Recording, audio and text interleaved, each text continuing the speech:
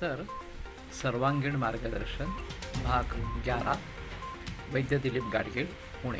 तो नैसर्गिक खेती की तरफ अगर हम मुड़ेंगे तो उसमें एक दूसरा भी फ़ायदा होता है।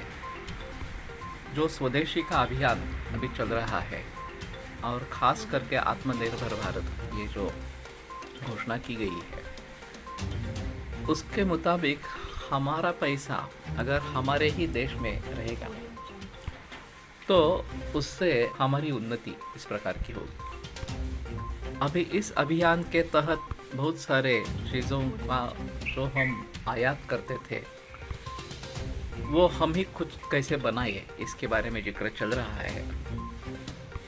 अभी स्थिति ऐसी है कि ये जो सीड बैंक्स है या सीड निर्माण करने वाली कंपनियां हैं ये भी विदेशी है, पेस्टिसाइड्स बेचने वाली कंपनियां भी विदेशी इस प्रकार की है और रासायनिक खाद बनाने वाली कंपनियां भी विदेशी इस प्रकार की है।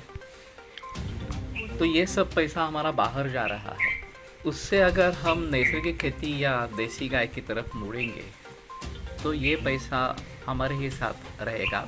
ये जो खर्चा इस प्रकार की आयात में हो रहा है वो हमारा बच जाएगा और हम आत्मनिर्भर होते जाएंगे।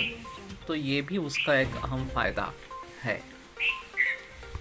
हमारी ज़मीन, हमारा पानी, हमारा वायु, पर्यावरण इन सभी की रक्षा होगी, ये सब सुधरेगा, ये तो अहम है ही। अब ये जब लॉकआउट इस प्रकार का था और सब उद्योग धंधे बंद हो गए थे तो उसका एक अच्छा नतीजा इस प्रकार से आया है कि पर्यावरण काफ़ी शुद्ध हो गया है, नदियाँ शुद्ध होने लगी है और बारिश भी इस समय में अच्छी इस प्रकार की होने वाली है,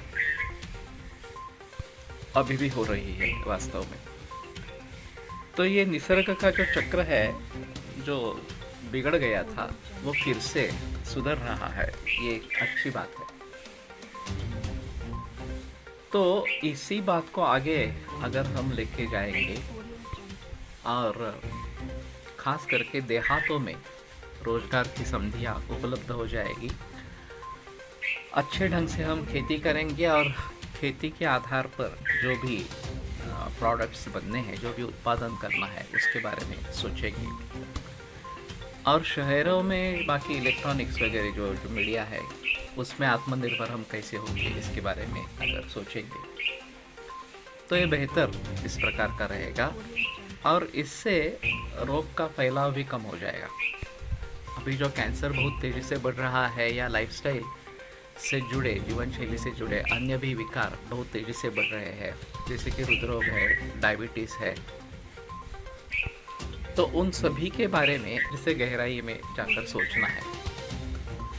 अभी हुआ है ऐसे कि जो फसल आती है वो तुरंत उपयोग में लाई जाती है, खास करके चावल और गेहूं के बारे में या सातू के बारे में ये बताया गया है, ये जिसको कहते हैं कि ये 1 बरस पुराना उपयोग में लाना चाहिए और वैसी परंपरा थी।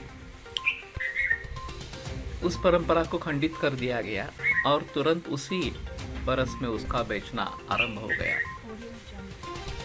तो इस प्रकार का चावल खाने से प्रमेह बढ़ सकता है या डायबिटीज़ बढ़ सकता है और ये कारण कोई सोचता भी नहीं है कि खेती में ये जो परिवर्तन आ गया इसके ज़रिए ये हो रहा है। तो हमें इन सभी बातों के बारे में ध्यान रखना है और फिर से एक बार नैसर्गिक तरीके से खेती इसके बारे में जिक्र करना है।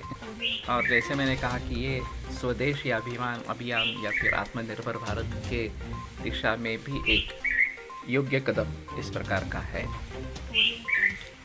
तो इसमें सभी समाज का भला है, पर्यावरण का भला है और सभी पशु पक्षी वनस्पति पौधे इन सब का भी इसमें कल्याण है और कैंसर जैसे बीमारियों के रोकथाम में इसका एक अहम उपयोग रहेगा। तो उस दिशा में आगे चलते हैं।